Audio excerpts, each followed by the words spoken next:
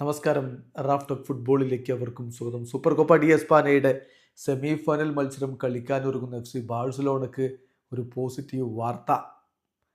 Super Copa de Espana Saudi അറേബ്യയിലാണ്, നമുക്കറിയാം. അത് ജിദ്ദയിലാണ് മത്സരങ്ങൾ. ബാഴ്സലോണയുടെ സെമി ഫൈനൽ മത്സരം അത്ലറ്റിക് ക്ലബ് ബിൽബാവോക്കെതിരെയാണ്. ജനുവരി 8 പോരാട്ടം എന്ന് പറയുമ്പോൾ സാങ്കേതികമായി ഇന്ത്യൻ സമയം ജനുവരി 9 പുലർച്ചെ 12:30 ആ സെമി ഫൈനൽ പോരാട്ടം.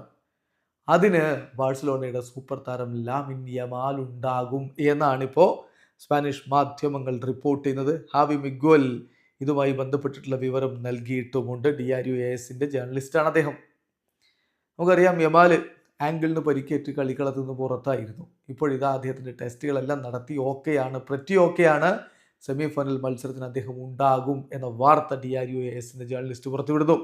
ആ വാർത്ത ഇങ്ങനെയാണ്: ലാമിൻ യമാൽ ഇന്ന് ടെസ്റ്റിന് വിധേയനായിട്ടുണ്ട്. അപ്പോൾ ഡോക്ടേഴ്സ് കൺഫേം ചെയ്യുന്നു അദ്ദേഹത്തിൻ്റെ ആംഗിള് ഫുള്ളി സ്റ്റേബിൾ ആണ്. ഇപ്പോൾ അദ്ദേഹം ട്രെയിനിങ് അധികം വൈകാതെ തന്നെ റെസ്യൂം ചെയ്യും. And he will be available for the super cup semi final against Bilbao എന്ന് തന്നെ വളരെ കൃത്യമായിട്ട് ഇതാ റിപ്പോർട്ട് വന്നിരിക്കുന്നു. എന്തായാലും സ്പാനിഷ് സൂപ്പർ കപ്പിൻ്റെ രണ്ടാം സെമി ഫൈനൽ മത്സരം ജനുവരി 10 പുലർച്ചെ ഇന്ത്യൻ സമയം 12:30 റയൽ മാഡ്രിഡും മയോർക്കയും തമ്മിലാണ്. തങ്ങളുടെ സെമി ഫൈനൽ മത്സരങ്ങൾ ബാഴ്സയും റയലും വിജയിക്കുകയാണെങ്കിൽ ഫൈനൽ മത്സരത്തിൽ നമുക്കൊരു എൽ ക്ലാസിക്കോ പ്രതീക്ഷിക്കാം. അങ്ങനെയെങ്കിൽ ജനുവരി 12 ഒരു എൽ ക്ലാസിക്കോ ഒരുങ്ങേണ്ടി വരും. വീഡിയോ അവസാനിക്കുന്നു.